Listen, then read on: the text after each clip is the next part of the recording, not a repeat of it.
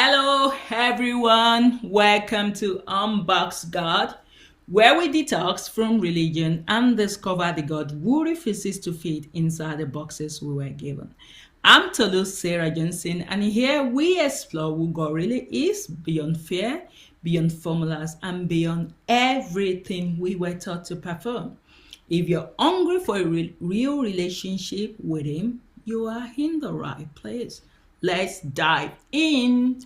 So, this is still continuing on the second book on the series of moving from religion to relationship with God. And the title of the second book is The Day I Saw Myself Clearly. And this is chapter 4, The Comparison Trap. Competing to be more spiritual. When identity depends on measuring yourself against others. And that is the problem today in the society. Everyone wants to be known. Everyone wants to be praised. Everyone wants the fame. Everyone wants to be elevated. But what about if God has a different path for you? What about if God has a different destiny for you? Have you ever thought and sit down and say, this competition, this silent competition that you wrestle with, that we chase after, who designed that competition? Was it designed by God? Because God never designed spirituality to be a competition. He never planned a fate where someone is more anointing, more spiritual, more worthy, more chosen, more loved. Yet, religion creates a system where we constantly ask, how am I doing compared to everyone else? And that comparison becomes the silent ruler of spiritual identity. You no longer ask, am I close to God? What you are asking is, am I doing better than them? Yes, you know it. Thank God I've not struggled with this. Because I've always been someone that do not care about the limelight. I don't care about the spotlight, and I still do not want the spotlight. But if God decides to put me in the spotlight, then that is His choice. I will do whatever He wants me to do. But I've never thought of competing my journey with another person's journey. But this is very rampant in the church, where people think that the pastors, the ones that are serving in church, they are more important before God than them. And what do? Instead of you focusing intimately on your relationship with God, the mindset changes into, am I doing better? And when religion teaches you to climb a ladder God never built, you start seeing things differently from what God sees. Because when you look at the church culture, there is this unspoken hierarchy. The preacher is above, the members are below. Even they show it in the chairs that you sit on. Yes, special seat for the pastor and the wife and the top pastors. Then you can sit wherever you want. You could sit on the floor. The worship leader is above the listeners. Yes, the prayer warrior is above the quiet believer. And the spiritual achievers are above the struggling ones. You know, there's been so many hierarchies that I've seen in the church, but I detest them. Maybe it's the rebellious streak in me. I could care less to respect anyone that wants to place themselves above God in my life. Even when I was religious, I wasn't that bad. I think there are levels of religion. When I got to United Kingdom, I used to think then, because they said UK, British brought Christianity to Nigeria. So I used to think, oh, when I get to UK, you just be seeing church people worshiping everywhere. When I got here, I was so flabbergasted because what I saw was totally jarring. It was totally opposite of what I was expecting to see. And then you see pastors are being called by name. Dave, Pete, that's how they call them here. And that brings that hierarchy. It brings it really down. It makes it easier for you to be able to relate to your pastor because you no longer see them as God. But you see them as someone like you, that you're on the same journey, but they're just leaders, but they should lead by showing, by serving. A servant leader. That's what Papa is. And that's why I keep getting awestruck. Every time Papa say, Tolu, do you know I have to have faith as well? Do you know I didn't know this was going to happen? Do you know I don't know everything? Do you know some of my children have already are already ahead of me? I wouldn't want to use the word outperform. But God keeps showing me this level of humility that was not found in church, that is not found in religion. And because of that, there's this silent competition. Everyone wants to be recognized by pastor. They want to be like, oh, Sister Tolu, you are the one that is doing best. And that makes the church members to be envious of you. Are you kidding me? I remember a friend telling me a story. She used to go to a church. And in that church, they always announce the names of the people that pays bigger tithe. And then they separate them out. They become this exclusive club. And she wanted to join the exclusive club. So she started using her credit card debt so that she can be recognized. Because she wanted to be recognized. But ask me, is that the recognition of God or the recognition of man? Because God does not need you to compete. Stay in your lane. Everyone, we have forgot our lane. Stay firmly in your lane and be focused, 100% focused in the direction that God has called you to. Leave that other person. They are doing so well in their own. You don't need to compete. Because in church, we reward the most visible faith. We admire the loudest sacrifices. We respect the highest performance. We treat spirituality like a race. And only the strong appear to win. But a competition mindset instantly produces these fears. They are closer to God than I am. And even if they are, how does it bother you? You build your own relationship with Him. I must catch up. I must prove myself. I don't want to look weak. And comparison becomes a weapon pointed at your own heart. You know, Jesus did something. Jesus told me at the beginning when I think maybe it was after our marriage. Jesus told me, Tolu, your destiny, virtuousness is the key to your destiny. I can never forget. You have to be submissive. You have to humble your husband. And then for so many years, I was asking God, Jesus, I want to do something in the church. I want to feel a little bit useful.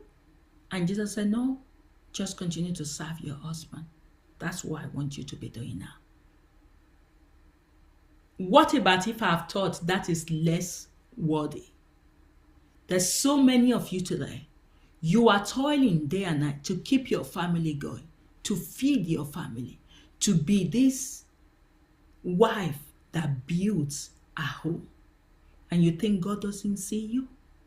You think you have to go and dance around in church? You have to be visibly known, visibly seen? He sees you. He sees your heart. And it's your heart, the posture of your heart, that attracts Him.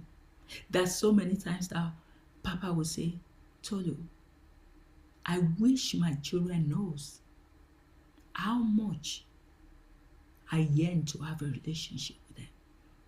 I wish they know that the first is going to be the last. And the last is going to be the first. That I mean it. I wish they know that even if it is only 5 minutes they can spend with me, I appreciate it. So your identity should not be something you compete for. Instead, it should be something you receive. And when someone seems to succeed spiritually more than you, don't let envy rise. Don't let shame grow in you. Don't start pretending as if you are happy when within you, you know you are lost, you are sad. Some people will always be ahead of us. Our journeys are different. God has carved a different path for everyone. But you need to be content with the calling of God for your life. For so many years, I sat behind the scene. I served my husband.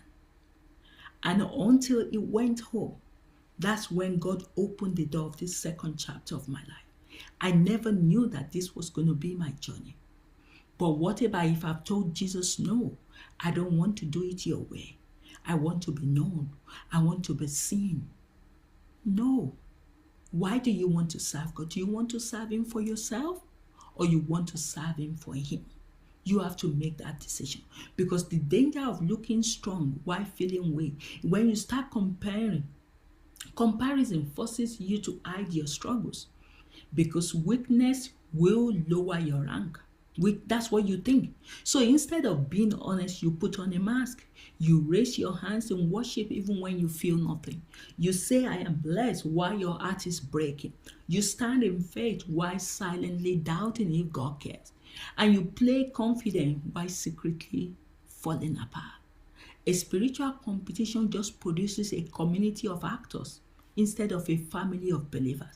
And God is tired of having actors as children. He wants your reals. He wants family. And we become expert at appearing holy while you're dying inside. And how long are you going to continue to deceive yourself? You are in heaven. You are on earth, wherever you are hearing this message. How long are you going to continually deceive yourself? Why don't you start realizing now that God desires more than what you think you have now? He desires more relationship with you. He loves you. He wants all his children to be able to be in the highest realm in heaven, and we all fellowship together. He doesn't want separation. So, spiritual jealousy, I think, is what a lot of people struggle with. Yes. We admire the callings of others while ignoring our own. I don't care about what your calling is. All I care about is my calling. And I care so much about it that I don't care whether somebody else compliments me or not. Because I received the only important compliment I need is from God. It's from Jesus. It's from Holy Spirit. That's enough for me. My focus is 100% on my own journey. You might wish you had that person's prayer life, that person's spiritual gift. I don't lie. I tell people, I don't like reading the Bible much, and I don't like cramming Bibles. That's the truth. I've always been like that. I've never heard about that. You don't need to be jealous of that other person's boldness. My husband was really close to God. He was very bold. I wasn't jealous of him. I just admire, I honor that in him. I respect him for that. And you wish you had somebody else's ministry's influence. You don't even know the price they are paying behind the scene. You don't even know whether they've lost their way. All of you that are wishing to be like Benny Hinn, it's already off the road. It's off the track. You don't even know. But you keep admiring. But you're not even ready to pay the price they paid. You admire the ability to hear God. It's good to admire, but don't be jealous. You wish you had somebody else's story. You wish you had somebody else's platform. I love Matthew, but I never wish I had the journey he has. He has suffered hugely. I love my husband, but I never wish I had the journey he had. is suffered deeply. So God knows what is right for you. Stop looking at other people's success. You don't know the price they've paid to be there. You don't know why God has chosen them for that. Because you forget that God never had a single duplicated design. Yes, you were never supposed to reflect someone else's spirituality. You were supposed to reflect God's art through you. That is your hope. You are just your hope. Matthew teaches different. I teach different, but we both carry the same message. And we are both speaking to the same God. We are both speaking to the same Jesus. We are both speaking to the same Holy Spirit. And that is what your art should be. You should complement each other. Competition turns God into a judge with a scoreboard. Yes. Because when comparison rules your art, God feels like a harsh evaluator. You think God is watching, you think God is grading, you think God is ranking you, you think God is categorizing every believer.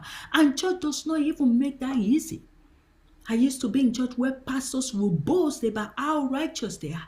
They make you automatically to be jealous what you done wrong to God, for you to continually pray for the same thing they have and you don't have it.